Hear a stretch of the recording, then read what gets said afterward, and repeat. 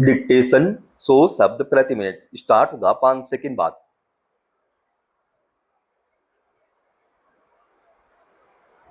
Start.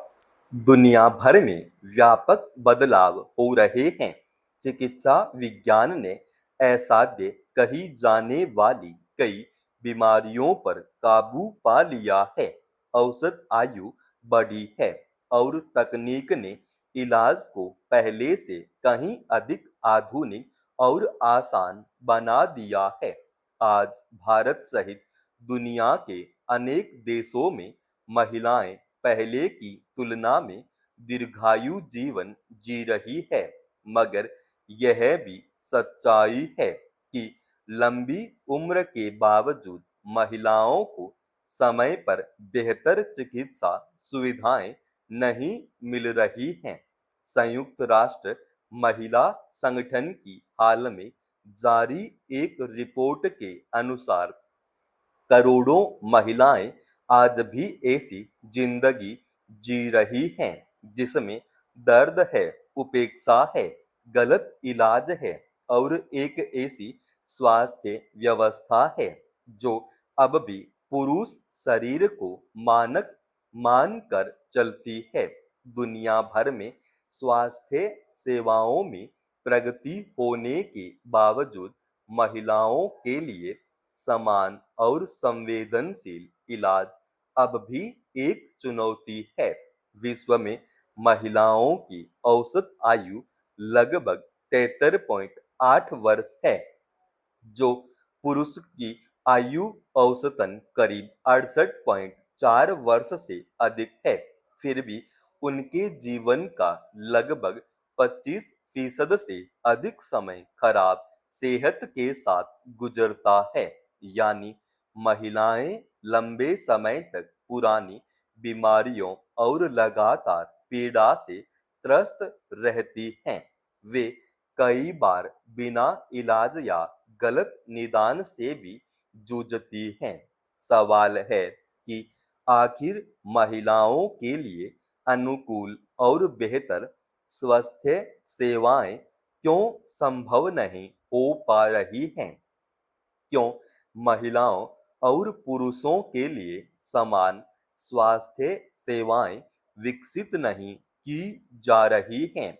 अगर इन सवालों का जवाब ईमानदारी से तलाशें तो इस स्थिति के पीछे पितृ सत्तात्मक सोच है जिसमें महिलाओं को कमतर आंका जाता है और उनके साथ दोयम दर्जे का व्यवहार किया जाता है। शिक्षित और आर्थिक रूप से सक्षम महिलाएं भी इससे बच नहीं पा रही। वे लगातार चिकित्सा पूर्वाग्रहों का सामना करती हैं। कई बार उनकी पीड़ा को भावनात्मक, हार्मोन संबंधी या सामान्य कहकर टाल दिया जाता है। यही कारण है कि महिलाओं की सेहत का सवाल अब केवल चिकित्सा का विषय नहीं रहा, बल्कि सामाजिक न्याय और समानता का सवाल भी बन चुका है। संयुक्त राष्ट्र महिला संगठन ने बार बार इस बात पर जोर दिया है कि स्वास्थ्य व्यवस्था की अनेक संरचनाएं महिलाओं को केंद्र में रखकर नहीं बनाई गई। इसे केवल अस्पतालों की कमी कहकर नजरअंदाज नहीं किया जा सकता, बल्कि यह उस सोच का परिणाम है जिसमें पुरुष शरीर को सामान्य और महिला शरीर को विशेष परिस्थिति मान लिया जाता है। दुनिया भर में हृदय रोग महिलाओं की मौत की सबसे बड़ी वजहों में शामिल है, लेकिन दिल के दौरे के जिन सामान्य लक्षणों को चिकित्सा जगत लंबे समय से पहचानता रहा है, वे अधिकतर पुरुषों के अनुभवों पर आधारित रहे हैं। महिलाओं में दिल की बीमारी के संकेत कई बार अलग रूप में सामने आते हैं। अत्यधिक थकान, मितली, सांस फूलना, पीठ या जबड़े में दर्द जैसे लक्षणों को अक्सर गंभीरता से नहीं लिया जाता।